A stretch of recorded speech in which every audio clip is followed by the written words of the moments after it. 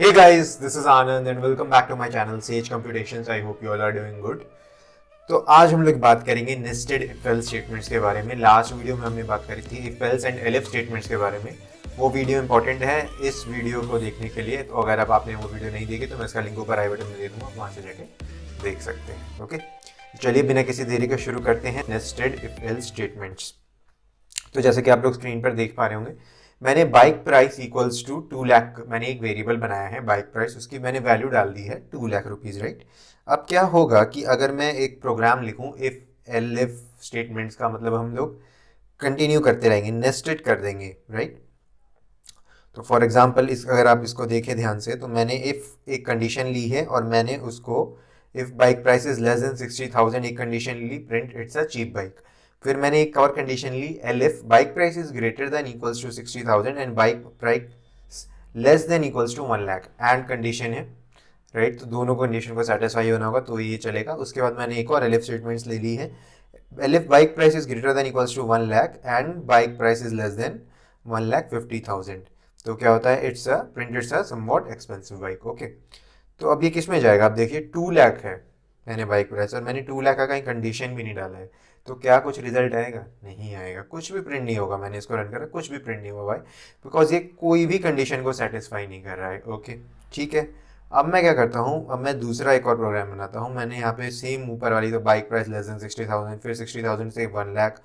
फिर आप देखिए ध्यान से कि मैंने यहाँ पे क्या लिया था, 60,000 से 1 लाख के बाद 1 लाख से 1.5 लाख के बीच में। अब मैंने क्या करा है, greater than equals to 1 lakh कर दिया है और चौथी एलिफ में मैंने लिख दिया है greater than equals to 2 lakhs, right.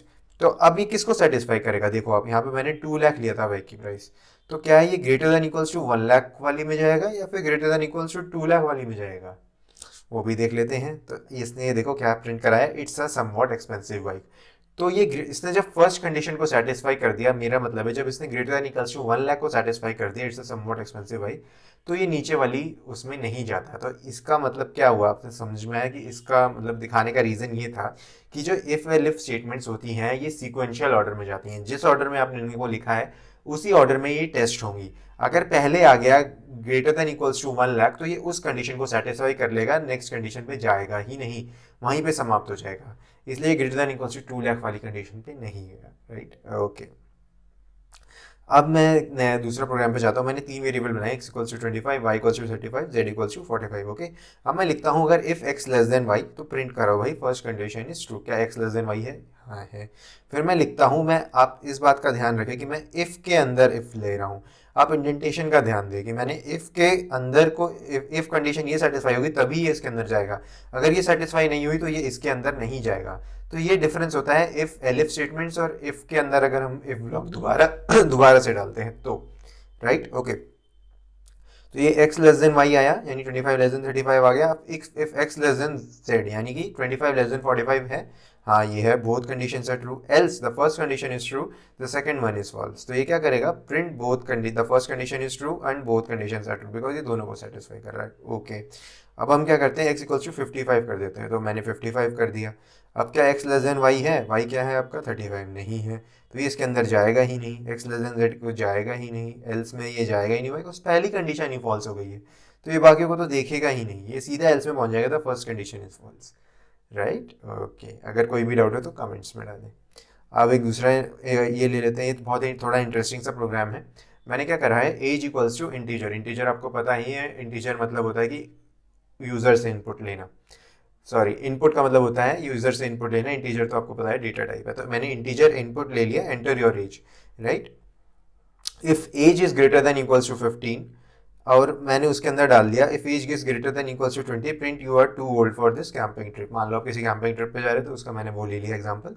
If age is greater than equals to 15 तो इसके अंदर जाएगा if age is greater than equals to 20 you are too old for this camping trip else print you are the right age for this camping trip. इसका मतलब आपको समझ आया कि 15 से 20 वाले लोग ही मुझे चाहिए, 20 से ऊपर वाले नहीं चाहिए और 15 से नीचे वाले भी नहीं चाहिए, else print you are too young for this camping trip. For example अगर मैंने लिख दिया यहाँ पे एंटर कर दी 10 तो 10 15 से कम है तो you are too young for this camping trip, right.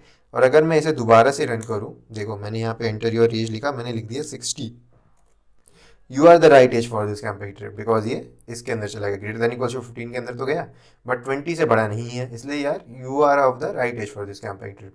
अगर मैं इसे, चलो मैं दोबारा रन करता हूँ, इस बार मैं एज देता हूँ 22। अब you are too old for this camping trip, why, because ये इस वाली कंडीशन में चला गया, इसमें गया देन ये इसमें चला गया, you are too old for this camping trip, because मुझे 15 से 20 वाले लोग चाहिए। ओके ओके, तो अब मैं एक दूसरा प्रोग्राम बनाता हूँ, total equals to integer input, दोबारा से मैंने इनपुट यूजर से लिया है, what is the total amount of online shopping. अब जैसे कि आप कुछ सामान मंगाते हैं कहीं से, तो आपको उसमें कुछ शिपिंग चार्जेस होते हैं, राइट। अगर कुछ मिनिमम अमाउंट आपने नहीं मंगाया तो आपको शिपिंग चार्जेस देने पड़ते हैं, राइट। तो ऐसे ही मैंने एक प्रोग्राम बनाया है, मैंने total equals to integer input लिया, what is the total amount of online shopping. पहले हमने चेक करवाया भाई यूजर से, यूजर इनपुट देगा भाई what is the total amount of online shopping, आपने कितने रुपए का सामान मंगवाया, city equals to input Delhi और मुंबई और बैंगलोर। अभी मैंने 3 ही सिटीज़ के लिए करा है, आप चाहे तो मल्टीपल पूरे सारे स्टेट, सारी सिटीज़ इंडिया के सबके लिए कर सकते हैं ये प्रोग्राम। इनफैक्ट जो फ्लिपकार्ट, अमेजोन होते हैं उनमें भी कुछ ऐसे ही प्रोग्राम्स यूज़ करे जाते हैं पीछे बैक एंड में, तो उसी का एक तरीका है ये। If city equals to Delhi, if total is less than equals to 500, print shopping cost is 60, elif total is less than equals to 1000, print shopping cost is 50, else print shipping is free, right. अब अगर आपकी city Delhi है तो अगर आपका 500 से कम है, आपने जितना भी सामान मंगाया, तो आपकी शिपिंग कॉस्ट 60 होगी, अगर 1000 से कम है तो 50 होगी, और अगर उससे ज़्यादा है यानी एल्स में चला जाएगा, फिर शिपिंग तो आपकी फ्री हो जाएगी। सिमिलरली अगर मैं मुंबई ले लूँ थोड़ी, अगर हमने इसमें कुछ आर्बिट्ररी वैल्यूज डाली है, फॉर एग्जाम्पल इसमें शिपिंग कॉस्ट कर दी है मैंने 80, अगर 500 से कम है, 1000 से कम है तो मैंने 60 कर दिया है, एल्स फ्री। अगर मैं बैंगलोर ले लूँ तो मैंने बैंगलोर में शिपिंग कॉस्ट 70 रख दी है अगर 500 से कम है, और अगर 1000 से कम है या उसके बराबर है तो 55 रखी है, एल्स फ्री। तो फॉर एग्जांपल अगर मैं इसको रन करूं और मैं लिख दूं भाई what is the amount of total shopping, मैंने भैया मान लो 400 रुपये का सामान मंगाया, एंटर करा। अब ये पूछ रहा है दिल्ली, मुंबई या बैंगलोर कहाँ से मंगाया, मैं लिख देता हूँ भाई मैंने दिल्ली से मंगाया। तो भाई इसने बता दिया शिपिंग कॉस्ट इज़ आपकी 60 रुपीज़ लगेंगे भाई, बिकॉज 500 से कम का सामान है। ओके जी, ठीक है। तो अब दोबारा से एक बार रन कर लेते हैं। ये पूछ रहा है अब आप बताओ कितने का सामान मंगाया, मैं लिखता हूँ मैंने 800 का मंगाया। मैंने कहाँ से मंगाया, मैंने मुंबई से मंगाया। मैं दोबारा इसको एंटर करता हूँ, shipping cost is 60, why, because मैंने 800 का सामान मंगाया है, तो ये ग्रेटर देन इक्वल्स टू 1000 में तो नहीं जाएगा, लेस देन इक्वल्स टू 1000 में ही जाएगा, तो मतलब इसलिए 60 दे दिया है। एल साइज जाता तो फ्री हो जाता। अब फॉर एग्जाम्पल मैं एक और दोबारा बार रन कर देता हूँ। ये पूछ रहा है कितने का मंगाया है, मैं लिखता हूँ भाई मैंने 1200 का सामान मंगाया है। कहाँ से मंगाया है, मैंने इस बार बैंगलोर से मंगाया है, ठीक है, बैंगलोर से मंगाई, शिपिंग इज़ फ्री। तो ये आपका एक तरीके का कोड है। यही कोड यूज़ होता है डिलीवरेबल्स में, मतलब फ्लिपकार्ट, अमेजोन जैसे बड़ी बड़ी ई कॉमर्स साइट में। इसमें बस हम थोड़ा सा ट्वीक कर दें, अगर हम सिटी की जगह पे पिन कोड लिख दें कि भैया आप सिटी की जगह हमने एक दूसरा वेरिएबल बना दिया, पिन कोड डाल दो, आपका ये पिन कोड है, अगर इसके यहाँ पे आपने मंगाया है इतनी का शिपिंग कॉस्ट आ रहा है। तो इसी तरीके से हम सारे पिन कोड्स डाल के एक बढ़िया सा ऐसा ही प्रोग्राम, मतलब बेस तो आपका यही रहेगा, इसी को हम थोड़ा सा कॉम्प्लेक्स करके एक्सटेंड करके हम इसमें और भी चीज़ें फीचर्स ऐड करके इसे अच्छा सा प्रोग्राम बना के इसे हम एग्जीक्यूटिव बना के उसको डाल सकते हैं। तो आई होप आपको ये चीज़ समझ आ गई होगी, और इस कोड का गिटहब लिंक मैं नीचे डिस्क्रिप्शन में दे दूंगा, आप वहाँ से जाके इसे देख सकते हैं। आपको कुछ नया सीखने को ही मिला है। एंड देन अगर आपको ये अच्छा लगा हो वीडियो तो आप प्लीज़ अपने दोस्तों के साथ शेयर करें, लाइक, कमेंट, सब्सक्राइब करें। Till then have a good day, signing of.